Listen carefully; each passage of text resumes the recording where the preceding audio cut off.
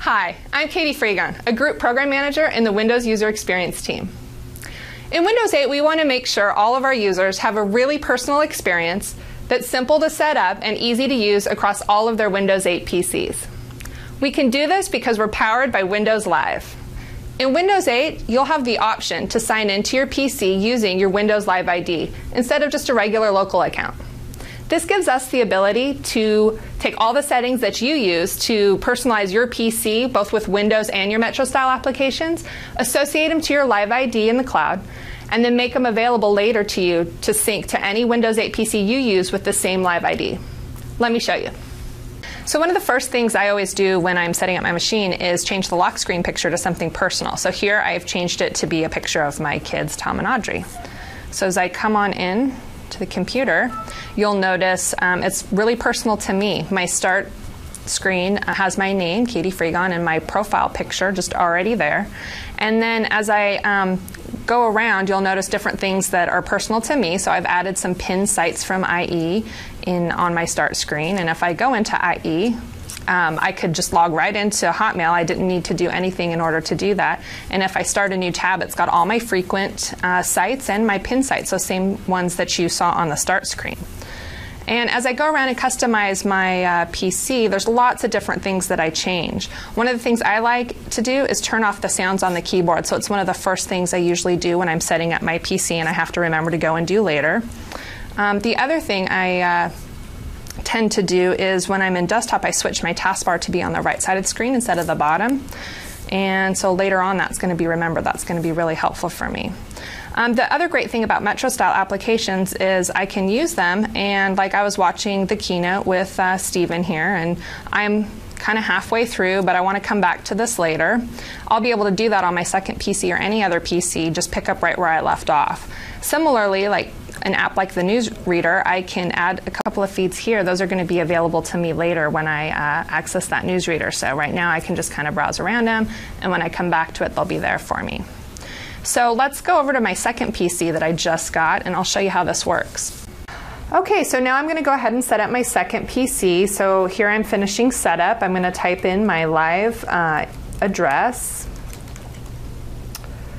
And then it's going to ask me to enter my password.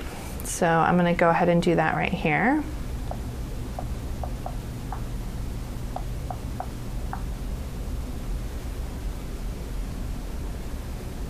And that's going to finish the setup, finalize my settings, and now I'm going to be creating the user profile. It's the first time I've logged into this PC, so it's preparing and signing in with my Live ID, which you can see right there.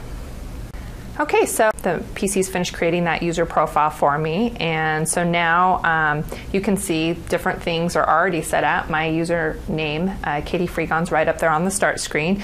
And because we don't want to interfere with what you're doing on your PC right away, we actually run the roaming in the background.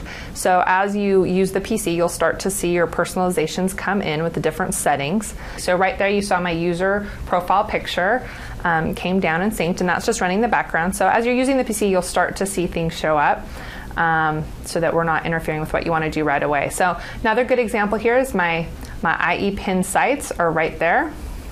And if I come in here, I can actually go into IE.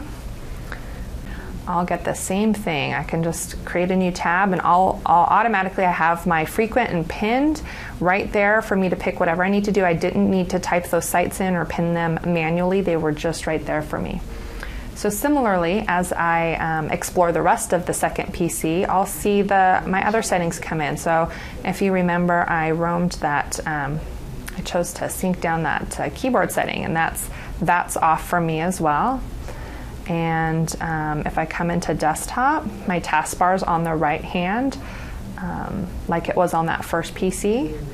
And if I come in here and I'm doing different things with the different applications, so you'll remember I was playing that video and I was about halfway through. So as I come into the video, launch it, I'm right where I picked up off that first PC, which is great. I didn't have to find that video again. I didn't have to start it from scratch and then find the 40-minute mark. It was right there. I'm halfway in and I'm picking up right where I left off to finish watching that keynote. The other great thing is this kind of is the same across all my apps. So if I come into the newsreader, I can also have the feeds that I had pinned and picked in that first PC. They're available to me. I didn't have to select them. So I immediately launched that and I can start reading those feeds. The Swiss Miss and that Design Milk are right there for me. So really helpful.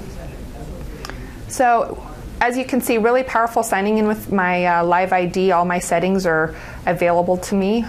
So to finish up, I'm just going to come here and lock the screen so you can see the lock screen picture also synced to this PC. So just really as simple as that. I log in with my Live ID. I can get going and use that second PC the way that I'm used to using it and the way that's personal to me, just because all of my settings sync to this PC. Okay, thanks.